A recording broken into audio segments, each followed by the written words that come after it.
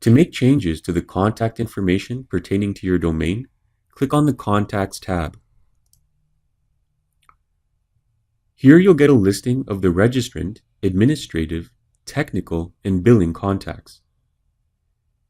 If you've enabled domain privacy, all your contact information will be hidden behind the domain proxy.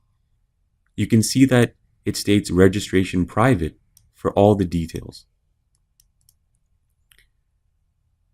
To remove domain privacy, click the Manage button under the Privacy heading. On the following page, scroll down to the Contact Information heading, and under that, click Remove Privacy. You'll need to confirm that you want to remove it.